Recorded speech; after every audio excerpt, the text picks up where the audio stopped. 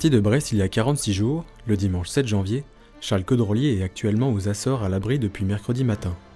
Une nouvelle fois, après les 48 heures de pause dans le Pacifique, le Maxi Edmond de Rothschild doit patienter pour des raisons météorologiques. Une succession de très fortes dépressions rend le golfe de Gascogne impraticable. Vent fort et mer déchaînée, rallier Brest et l'arrivée dans ces conditions n'est absolument pas raisonnable. À Horta, accompagné des membres du Gitana Team, Charles Caudrelier prend son mal en patience. Avec sa cellule de routage, il scrute en permanence les fichiers météo et espère pouvoir reprendre la mer au plus vite pour parcourir les 1200 milles qui le séparent encore de l'arrivée, celle de son premier tour du monde en solitaire. Nous sommes le jeudi 22 février, bienvenue dans Waypoint.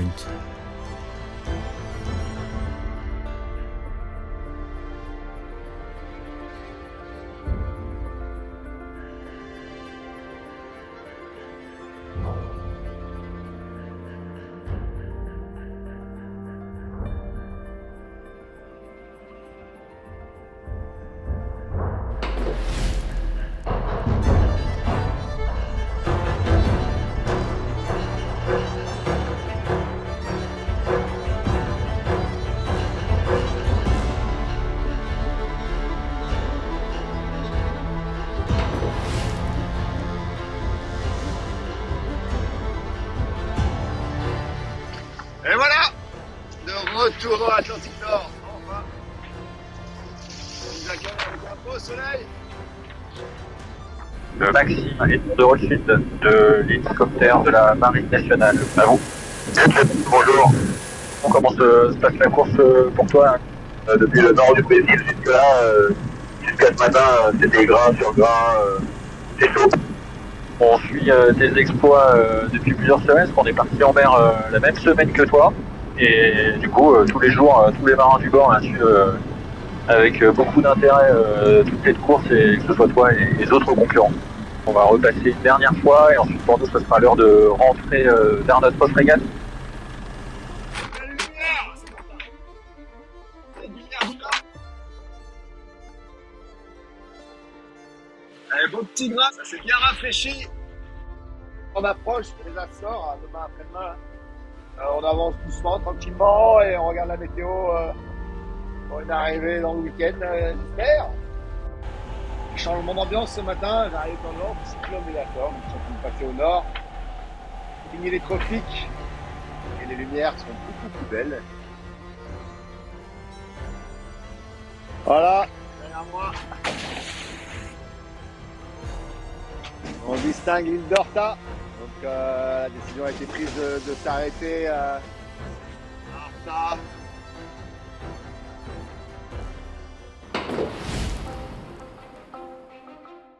Le retour en Atlantique Nord, il a fallu qu'il se mérite parce qu'on a eu un poteau noir très étendu.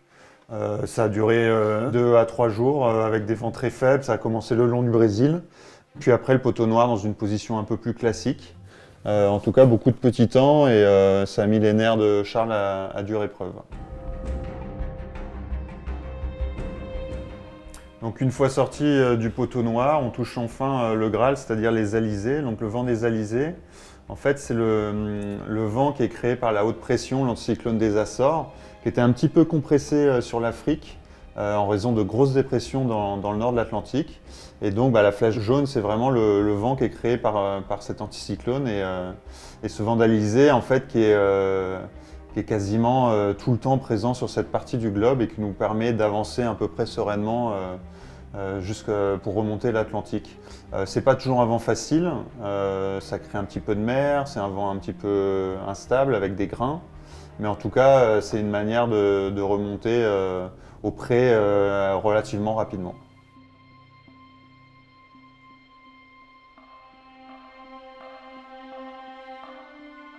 Une fois les alizés terminés, en fait, on arrive dans la transition pour récupérer les vents des dépressions dans l'Atlantique Nord. Et donc, en fait, il nous faut traverser ce qu'on appelle une dorsale anticyclonique. Donc, c'est l'excroissance de l'anticyclone en bleu. Donc, on passe, en fait, c'est une transition avec du petit temps où on passe des vents de nord-est d'alizé au vent d'ouest dominant qui sont le vent des dépressions. Donc, ça veut dire du petit temps. On a remis les génakeurs, du portant, un empannage pour se placer au nord de cette dorsale anticyclonique et récupérer du nouveau vent.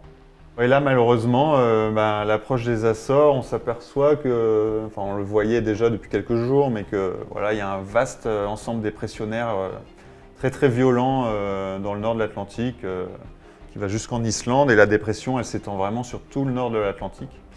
Et en fait, ça dure très longtemps, ça génère des creux de 8 à 10 mètres, avec des vents rafaleux dans la traîne du nord-ouest, donc potentiellement des grains 50 nœuds. Voilà, donc c'est vraiment des conditions où ce ne serait pas du tout raisonnable de finir ce beau parcours. Donc on a pris la décision de faire une petite pause aux Açores. La suite. Je ne sais pas si vous avez un peu regardé la météo, mais c'est pas que réjouissant. Pour le moment, il n'y a pas de possibilité de rejoindre Brest compte tenu du fait qu'on a une météo avec une grosse dep qui fait qu'on va être obligé probablement de faire une escale à Horta. On ne sait pas s'il s'arrête ou s'il ne s'arrête pas, mais en tout cas, s'il s'arrête, il faut qu'on anticipe. Ça veut dire qu'il faut qu'on soit 5 personnes à Horta pour aller accueillir le bateau et en fait patienter que cette dépression, enfin ces dépressions passent et qu'on trouve la fenêtre la plus opportune pour repartir. Il y a un départ demain matin pour Paris. Paris-Lisbonne, Lisbonne-Horta. J'imagine si on atterrit à 10 h, j'espère qu'on pourra être à la marina vers 11h30, midi, prendre les 2 Zodiacs et aller sur zone pour lâcher du monde à bord et puis après l'aider avec les Zodiacs à rentrer dans la marina.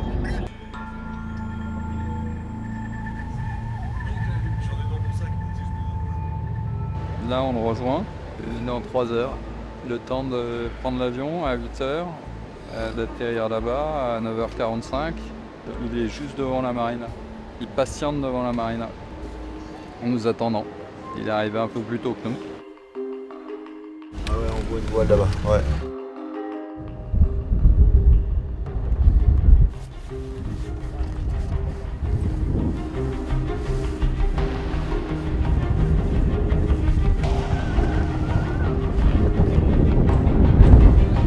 On a récupéré Charles, qui ne pouvait pas rentrer dans le golfe de Gascogne parce qu'il y a des conditions trop musclées et qu'on ne voulait pas prendre de risques, surtout qu'on a pas mal d'avance sur les concurrents. Donc on est venu s'abriter. La priorité, c'était vraiment de sécuriser le bateau. C'est un choix raisonné et raisonnable.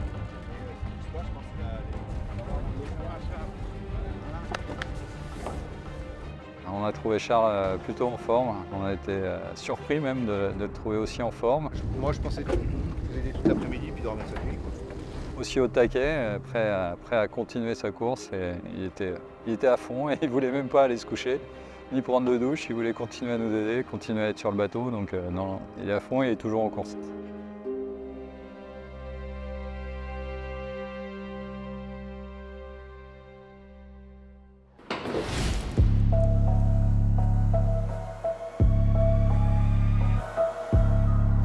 Bah écoute, la situation météo, pourquoi on s'est arrêté à Horta? Parce que si j'allais tout droit, je passais dans une traîne d'une dépression, le vent de nord-ouest très fort.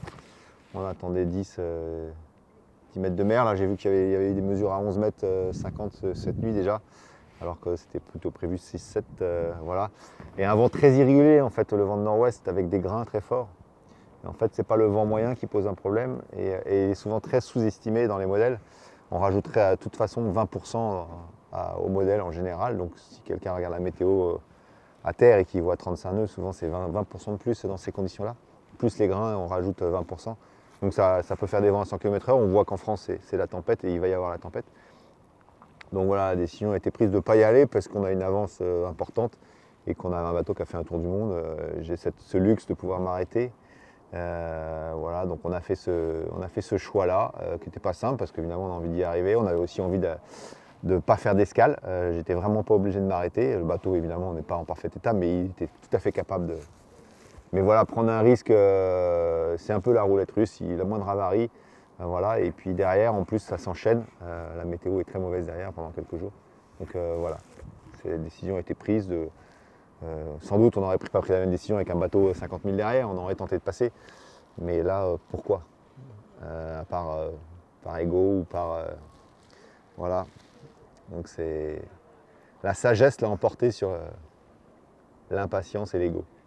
En fait, ouais, on s'est aussi arrêté parce qu'on pensait pouvoir repartir le vendredi, donc ce matin ou ce soir, donc 24 heures. Et en fait, la situation a empiré. Les modèles ne sont pas tout à fait d'accord, mais commencent à s'alimenter. Il y a une deuxième dépression, qu'on appelle une dépression secondaire, qui peut être très virulente. Et en fait, les modèles ont du mal à savoir où elle va être exactement. Donc ça veut dire, il fallait absolument que je parte tôt demain d'ici, enfin d'un point un peu plus loin. Donc je partais ce matin pour rejoindre un point et pour me mettre derrière le vent fort de la première dépression. Et le problème, c'est que derrière, il y en a une autre qui arrive. Et celle-là, elle est plus petite, mais beaucoup plus virulente. Je ne serais pas surpris d'ailleurs qu'en France, il y ait vraiment une grosse tempête à venir samedi, très très fort, avec des vents en plus qui tournent. Donc en fait, le problème, c'est que là, j'ai déjà une grosse mer de 8-9 mètres de nord-ouest, et qui était assez longue et assez belle, donc on pensait passer dedans. 8-9 mètres, c'est pas très grave s'il y a des écarts entre... Le problème, c'est que je n'arrivais pas à aller assez vite pour rester devant la deuxième. Il fallait que j'aille à plus de 30 nœuds, on n'est pas sûr on ne sait pas trop si on va être capable de le faire dans les conditions de mer. Donc ça veut dire que si je me fais rattraper par l'autre, le vent tourne et change de direction à 180 degrés, peut se renforcer très fort. Il y a des modèles qui voient vraiment très très fort et plus fort que ce qu'on va voir en France. Donc c'est des dépressions, c'est souvent ce qui fait les grosses tempêtes en France, les catastrophes qu'on peut avoir des fois. Et ça a du vent opposé à la mer, très fort. Donc là, ça lève une mer des deux mers qui se croisent, et là ça fait une mer très dangereuse pour les bateaux. Donc là on s'oriente plutôt vers la sagesse, la grande sagesse même si l'impatience est là, d'attendre samedi, où là il y a une fenêtre tout à fait correcte. On peut se le permettre parce qu'on a évidemment regardé les Sodebo et les bateaux qui sont derrière, et la situation météo fait qu'ils seront derrière nous pas très loin, mais entre lui et moi, il y aura un anticyclone, donc il n'y a aucune chance qu'il puisse me doubler en performance ou des choses comme ça. Il y aura encore une bonne distance parce qu'il va vraiment avoir une météo compliquée pour monter, et ça me permet de partir dans une mer calme pour une arrivée le lundi. Donc ce matin, la décision a été assez rapide à prendre.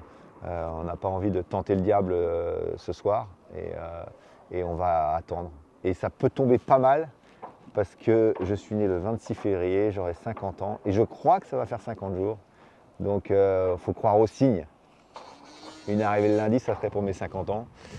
Voilà, je pensais gagner cette course avant d'avoir 50 ans, dire quand j'avais 40 ans j'ai gagné. Bon ben voilà, je sais pas, peut-être que ça va pas, a priori. J'aurai 50 ans le jour de l'arrivée, mais c'est une belle histoire à raconter à mes petits-enfants. J'avoue que je suis un peu perdu. Pour moi, je suis toujours en course. Moi, je regarde mon bateau là, je l'ausculte de toutes les choses parce que, évidemment, je profite de ce temps pour tout vérifier et laisser rien au hasard, renforcer les réparations que j'ai eues, notamment une dont on parlera à l'arrivée parce qu'on a décidé de ne pas en parler maintenant, mais qui est assez impressionnante, mais qui a tenu. Donc, je suis assez confiant puisque c'est une réparation que j'ai fait après le Cap Horn, où j'ai failli justement m'arrêter, mais finalement, j'ai pas eu besoin. On a trouvé une astuce dont on est assez fiers pour continuer. Ça m'a demandé 10 heures de bricolage, mais ça n'a pas bougé depuis et ça a fait ses preuves. Donc on ne va pas la changer, il n'y a pas besoin. Mais je vérifie tout. Et évidemment, donc je suis un peu encore dans la course. Ce matin, je t'avoue que je ne suis pas très bien, un petit boule au ventre parce que je voyais la fenêtre de ce soir qui se fermait. Et je me dis, mais quand est-ce que je vais repartir? Mais bon, on a des solutions qui sont pas... On n'a pas de solution géniale, on n'a pas de solution miracle. Ça sera un peu musclé, mais un départ samedi, ça me paraît très raisonnable. Ça fait une arrivée lundi, voilà, c'est parfait. Donc on est toujours en course. C'est particulier, mais bon, je suis avec mon équipe, il n'y a pas de monde, il n'y a pas de journalistes, on est dans notre truc. Et c'est assez sympa finalement, parce que ça fait partie de l'aventure. J'avais toujours dit que cette course, ça serait une aventure. J'espérais la faire sans escale. J'avais réussi jusque-là à amener mon bateau sans arrêt. La météo et la prudence nous incitent à ne pas y aller. Et on en profite. Voilà. Mais je suis super content de retrouver les gens qui me sont proches, qui sont là et ils sont à 200% et on est dans la course.